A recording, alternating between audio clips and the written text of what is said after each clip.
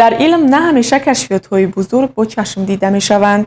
баъзан арзишмандтарин дастовард он аст ки олим ба бесарусомонии дониш тартиб мебахшад.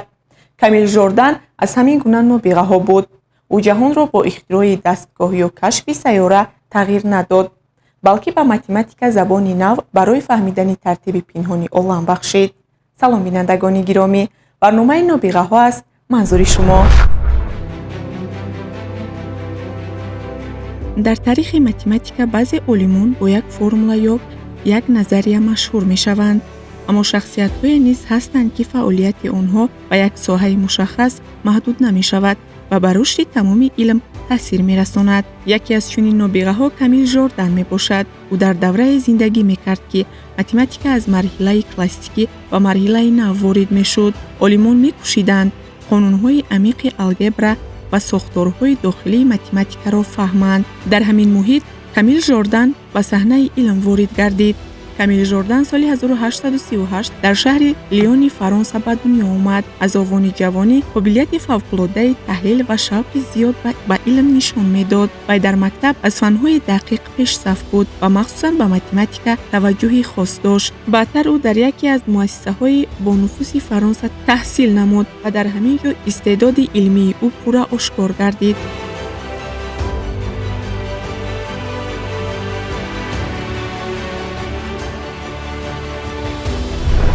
Камил Жордан дар қатори нобиғаҳои бузурги Франсия шомил аст ва на танҳо вай бо франсуз буданаш ифтихор дорем, инчунин дар таърихи математика умуман илмҳои дақиқ як хизмати бисёр босазо кардааст. вайро пеш аз ҳама педагоги барҷаста ҳисобидан мумкин аст ки тамоми умр дар иҳотаи шогирдон буд ва тарбия мекард. ва баъди он ки мактаби маҳаллии наздикии Лиони Франсияро хатм кард, ӯро ба мактаби политехникии шаҳри Париж доданд ва дар як муддати кӯтоҳ вай соҳиби обрӯву эътибори баланд дар байни донишҷӯён ва ҳайати профессорону педагогҳо гардид. ҳама Жордан гуфтааст, як одамеро дар назар доштанд ки вай маъмокушо аст, масъалаҳои мураккаби математикиро ҳал мекунад. ва ман шахсан дар вақти донишҷӯи курси дуюм буданам дар донишгоҳи миллии Тоҷикистон шинос шудам бо як хати каҷи Жордан ки аз тамоми нуқтаҳои квадрат мегзарад. ҳеҷ ақли инсонӣ намегирад. лекин ҳамин Жордан якумин дар таърих ҳамин хел хати каҷи сохтааст ки хати каҷи шумо медонед ки хайб با واسطه رشکا و قلم کشیدن ممکن است. لیکن وی همه فرمول بروارد که تمام یک کوادرات گو که میپوشاند همین چیز. و بعد این در مکتب پلیتکنیکی پاریژ او را پذیرفتند و در دوام زیاده از 40 سال آموزگار فن متماتیکا بود. دهها صدها شاگردان را به پایان رسانیده در پیشرفت علم متماتیکا سهمی باسازی گذاشته است.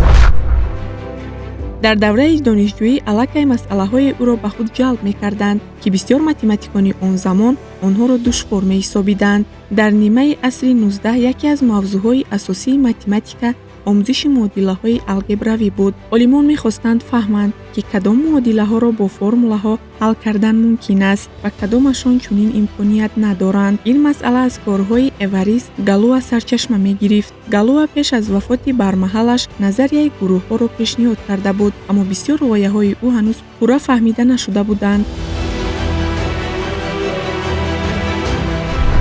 وای در شوخه دچار نمیاد که وای مشغول نشده باشد. در نظریه عددها، در نظریه فونکسی‌ها، در تحقیق خطرها و غیره و ها کازو جوردان یک از پیشقدمترین متماتیکای معروف اروپا حساب می‌یافت. خودش شخصی کمگپ، شاید گفتن ممکن شخصی که نه با مهمانی رفتن رو دوست می داشت، نه طاقت قبول کردن مهمان رو داشت. همچون شخصیت. گرچند یک مهمانخانه بزرگی کلونی زمانوی ساخته بود، فقط برای خودش یک کابینت جدا کردگی بود، یک تخته سیاه و یک لاته و بور در همونجا بود. فقط با همین کشفیات‌های متماتیکا مشغول می شد. بعد اومدگان تعریف میتیان که در حقیقت وای همین خیلی نابغه بزرگی بود که برای وای چیزای زمانی زندگیش اونقدر مهم نبودن. مهم اون چیزایی بودن که وای باید آینده برای انسانیت فایده و منفعت بیارن. بنابراین هم بسیار کم لحظه دچار میشدن که وای مهمان قبول کند و شیند قطعی وای صحبت کند و از وای معلومات گیرد. شاگردای جردن تاکید میکنند که اثرهایی که از جردن باقی موندن بسیار اثرهای مرکبند. حتی بسیار نابغه ها را خونده فهمیده نمیتونند. بعد 10 ساله ها لازم شدند که اثرهای جردن معرفی شوند و نه تنها در فرانسه بلکه در تمام اروپا آموزانده شوند. حالا هم پرابلم های هستند که برای جردن گرچه آسان می نمودند ولی تا حال کشفیات نو به نو را طلب دارد. کامیل ژوردن یکی از اولین عالمانی بود که این ایده ها را عمیق آموخت و آنها را به نظام مکمل علمی تبدیل داد. سال 1870 او کتاب مشهور خود رساله اوید به جای عوض‌کنی ها و معادله های الگبروی را نشر کرد. این اثر یکی از مهمترین کتاب های تاریخی الگبرا گردید. در این کتاب ژوردن نشان داد که چگونه میتوان ساختار داخلی گروه‌های متماتیکی و رابطه آنها را با معادله‌های الگبروی آموزش کرد. امروز نظریه گروه‌ها یکی از اساس‌های متماتیک معاصر میباشند. آن در فیزیک، شیمی، انفرماتیک و حتی کریپتوگرافی استفاده می شود. اما در عصر 19 این ساحه هنوز نو بود و محض کارهای ژوردن برای رشد آن نقش حل کننده بازیدند. یکی از خصوصیت‌های فعالیت علمی ژوردن آن بود که او تنها به حل مسئله‌ها قناعت نمی‌کرد. او می‌کوشید ساختار عمومی و قانون‌های پنهانی متماتیک را کشف کند. این طرز فکرانی او را از بسیار همعصرانش فرق می‌کرد. برای ژوردن متماتیک مجموعه فرموله‌ها نبود. او آن را همچون نظام یگانه منطقی می‌دید که همه قسم‌های آن با همدیگر علاقه‌مندند. با همین جهانبینی او تدریجاً به یکی از چهره‌های مرکزی متماتیک اروپا تبدیل یافت. او طرفدار ایده گالوا، یکی از متماتیک‌های مشهور نابغه اروپا بود و در همون زمان گالوا را در دستگیری نمی‌کردند. اینکه ژوردن دستگیری میکرد. باوری داشت که رویه گالوا یعنی نظریه گروه‌ها یکی از فن‌های اساسی جای میگیرد، این معرفی میشود و همین طور هم شد. بعد وفات گالوا در دوئل وفات کرده است. نظریه او را خود ژوردن دوام داد و در پیشرفت این نظریه سهم بسازا گذاشته است. اکسیومایی که در این ساحه کشف کرد، کارهای علمی که در این ساحه انجام داده است در تاریخ علم متماتیک باقی موندند و آنها را پس آیندگان می آموزند و حالا هم تا آخر آموخته نشدند. پس از نشر تحقیقات‌های اولین خود، کامیل ژوردن تدریجاً به یکی از چهره‌های اساسی متماتیک اروپا تبدیل یافت. دوره فرا رسیده بود که عالمان می‌کوشیدند نه تنها مسئله‌ها را حل کنند، بلکه ساختار عمیق علمی را نیز فهمند. یکی از سمت‌هایی که ژوردن در آن سهمی بزرگ گذاشت، نظریه گروه‌ها بود. امروز نظریه گروه‌ها یکی از مهمترین بخش‌های متماتیک به حساب می‌رود. اما در عصر 19 این ساحه هنوز نو بود و بسیاری از عالمان اهمیت آن را پورا درک نمی‌کردند. ژوردن از جمله اولین متماتیکانی بود که فهمید نظریه گروه‌ها می‌تواند کلید حل بسیار مسئله‌های مرکب الگبرا گردد. او کارهای ناپوره ایواریست گالوا را تحلیل نموده آنها را به شکل منتظم علمی درآورد. با شرافت ژوردن نظریه گروه‌ها از یک ایده جداگانه به یک بخش مستقل متماتیک تبدیل یافت. در این سمت او مفاهیم‌های زیادی را تکمیل داد و نشان داد که گروه‌ها چگونه می‌توانند سیمتریا و ساختار ابیکت‌های متماتیک را شرح دهند. امروز این نظریه نه تنها در متماتیک بلکه در فیزیک نظریوی، کریستالوگرافیا و انفرماتیک نیز استفاده می شود. اما مهمترین دستاورد علمی کامیل ژوردن با ماتریس‌ها علاقه‌مند است. در متماتیک بعضاً لازم می‌آید که مقدار زیادی عددها و معلومات‌ها در شکل جدول مخصوص ifade شوند. ин гуна ҷадвалҳоро матритса меноманд. Жордан яке аз аввалин олимоне буд, ки сохтори дохилии матритсаҳоро амиқ омӯхт. Дар натиҷаи ин таҳқиқот ӯ назарияи машҳури худро пешниҳод намуд, ки имрӯз бо номи шакли канонии Жордан маъруф аст.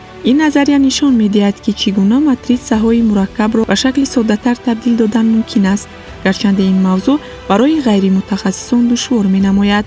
аҳамияти он ниҳоят бузург аст.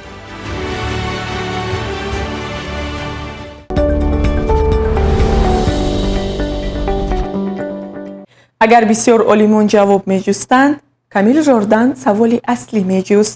ӯ мехост бидонад, ки чаро қонунҳои математикӣ кор мекунанд ва чӣ гуна байни онҳо робитаи ягона вуҷуд дорад.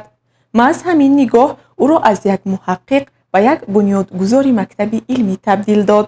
зеро илм танҳо ҷамъоварии дониш нест, балки дарки низоми дохилии дониш аст. имрӯз шакли канони Жордан дар механика, физика, назарияи системаҳо, информатика ва ҳатто муҳандисӣ истифода мешавад. бисёр барномаҳои компютерӣ ва моделҳои илмӣ ба ҳамин принсипҳо такя мекунанд. ин яке аз намунаҳои равшани он аст, ки чӣ гуна як идеяи назариявии асри 19 метавонад дар технологияи асри 21 истифода шавад. Жордан инчунин ба таҳлили математикӣ машғул буд. ӯ масъалаҳои вобаста ба функсияҳо, интегралҳо ва муодилаҳои дифференсиалиро меомӯхт. дар ин таҳқиқотҳо низ ӯ кӯшиш мекард тартиб ва сохтори дохилии масъалаҳоро пайдо намояд. яке аз хусусиятҳои барҷастаи фаъолияти илмии ӯ маҳз ҳамин буд. дар ҳар масъала пеш аз ҳама сохторро меҷуст. ба ақидаи Жордан, агар сохтори масъала дуруст фаҳмида шавад, роҳи ҳал низ осонтар пайдо мегардад. ин тарзи фикрронӣ баъдтар ба яке аз асосҳои математикаи муосир табдил ёфт. дар нимаи дуюми асри 19 номи Камил Жордан дар тамоми марказҳои илмии Аврупо машҳур гардид. китобҳо ва мақолаҳои ӯ дар донишгоҳҳои гуногун омӯзонда мешуданд. олимон эътироф мекарданд, ки бисёр масъалаҳои душвори алгебра маҳз ба шарофати корҳои ӯ равшан гардиданд. маҳз дар ҳамин давра Жордан ҳамчун яке аз пешвоёни математикаи ҷаҳонӣ шинохта шуд. аммо аҳамияти фаъолияти ӯ танҳо ба кашфиётҳои илмӣ маҳдуд намешуд. ӯ инчунин барои ташаккули тарзи нави фикрронӣ дар математика саҳм гузошт. тарзе, ки имрӯз низ асоси таҳқиқотҳои илмӣ ба ҳисоб меравад. дар таърихи илм шахсиятҳое ҳастанд, ки баъзе кашфиётҳои онҳо бо гузашти вақт аҳамияти худро гум мекунанд. аммо фаъолияти илмии Камил Жордан аз ҷумлаи он дастовардҳое мебошад, ки ҳар қадар замон мегузарад, арзиши онҳо бештар эҳсос мешавад. соли 1870 Жордан дар назарияи модулҳои алгебравӣ кашфиётҳои бузург анҷом дод ва ҳамон назарияи Галлоро пешниҳод карда ба қодир гашт, ки назарияи гурӯҳҳо ҳамчун як фанни махсус дар доираи илми математика ба миён ояд ва аз ин инсоният бурд кард. ҳоло аз ҷумла дар институти мо ҳам як гурӯҳи бузурги олимон ба назарияи гурӯҳҳо машғуланд ва қариб 21 нафар номзадҳои илм, доктори илм ба воя расиданд дар ҳамин назария. ва албатта илми математика ин бетаг аст, гуфтан мумкин кашфиётҳо дар ин соҳа давом доранд ва формулаҳои нав ба нав ихтироъ мешаванд, қонунияҳои навш кор карда мешаванд ва мо аз ин фахр мекунем. баъд як чизро ёдоварӣ карданӣ ҳастам, ки асари Жордан курси анализ иборат аз 4 ҷилд аз чоп баромад ва гуфтан мумкин аст, ки ин асар хеле асари мураккаб аст барои омӯхтани илми математика. ба ҳама ин нигоҳ накарда олимони бузург ба омӯзиши курси анализ машғул шуданд ва баъзе нобиғаҳо онро аз бар мекунанд, баъзеҳо аз нафаҳмиданаш аз он даст мекашанд. лекин чӣ аст ин илм аст? Илм поён надорад. дар охири асри 19 ва ибтидои асри 20 математика бо суръат рушд мекард. самтҳои нав ба вуҷуд меомаданд ва олимон масъалаҳои мураккабтари илмиро меомӯхтанд. дар ин шароит бисёре аз муҳаққиқон ба корҳои Жордан муроҷиат мекарданд, зеро дар осори ӯ усулҳои нав ва сохтори амиқи математикӣ ҷой доштанд. яке аз муҳимтарин хусусиятҳои фаъолияти илмии Жордан дар он буд, ки ӯ кӯшиш мекард паси ҳар масъала қонуни умумиро пайдо кунад барои ӯ математика танҳо маҷмӯи ҳисобҳо набуд. ӯ бовар дошт ки дар паси ҳамаи падидаҳои математикӣ як тартиби мантиқӣ вуҷуд дорад ва вазифаи олим кашфи ҳамин тартиб мебошад. маъз ҳамин ҷаҳонбинӣ ӯро ба яке аз асосгузорони математикаи муосир табдил дод. бо гузашти солҳо назарияи гурӯҳҳо ба яке аз муҳимтарин бахшҳои илм табдил ёфт. имрӯз физикон ҳангоми омӯзиши сохтори модда, химикон ҳангоми таҳқиқи молекулаҳо ва барномасозон ҳангоми сохтани алгоритмҳои мураккаб аз идеяҳое истифода мебаранд, ки дар рушди онҳо корҳои Жордан саҳми назаррас гузоштааст. шакли канонии Жордан низ то имрӯз аҳамияти худро нигоҳ доштааст. дар муҳандисӣ, физика, таҳлили маълумот, моделсозии компютерӣ ва бисёр соҳаҳои дигар аз ҳамин назария истифода мекунанд. ин нишон медиҳад, ки корҳои ӯ танҳо барои як давраи таърихӣ набуданд, онҳо ба қисми ҷудонашавандаи илми муосир табдил ёфтанд. Жордан инчунин ҳамчун омӯзгори бузург шинохта мешуд. ӯ солҳои зиёд дар муассисаҳои олии Фаронса фаъолият намуда ва насли нави олимон дониш меомӯзонд. бисёр шогирдони ӯ баъдтар ба математикони машҳур табдил ёфтанд. аммо таъсири асосии ӯ на танҳо дар таълими дониш, балки дар тарзи фикрронӣ буд. ӯ ба донишҷӯён меомӯхт, ки ҳар як масъала бояд бо сабр, мантиқ ва таҳлили амиқ омӯхта шавад. дар муҳити илмии Аврупо Камил Жордан ҳамчун шахси хоксор ва донишманди амиқфикр эҳтироми зиёд дошт.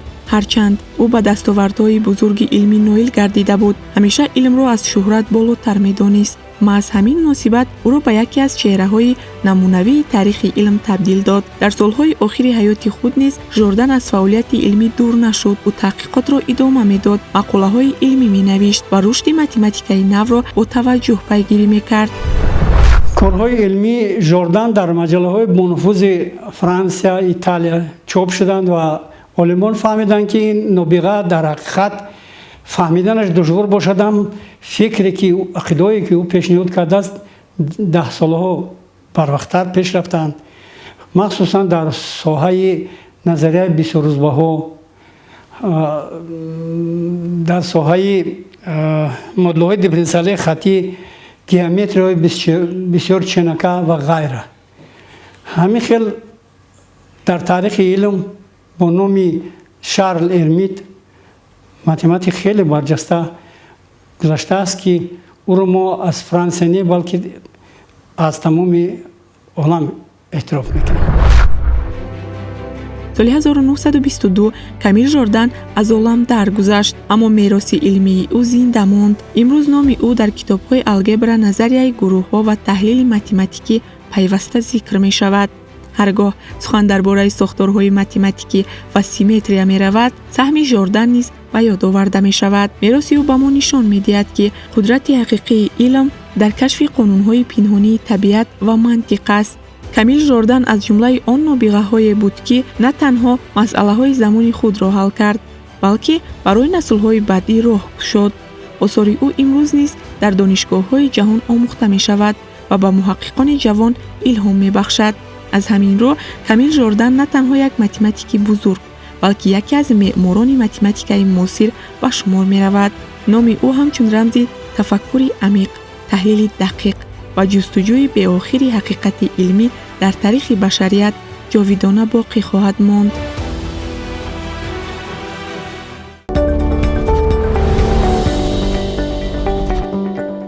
замон бисёр номҳоро аз хотираҳо мебарад, аммо номи онҳое боқӣ мемонад, ки ба тафаккури инсоният таъсир мегузоранд. Камил Жордан аз ҷумлаи ҳамин гуна шахсиятҳост. осори ӯ ба мо меомӯзад, ки дар паси ҳар як мураккабӣ тартибе вуҷуд дорад ва вазифаи илм кашфи ҳамин тартиб аст. шояд бузургтарин мероси Жордан на формулаҳо, балки ҳамин тарзи андешидан бошад. инҷо расидем ба анҷоми барномаи нобиғаҳо. то дидори навбатӣ шод бимонед.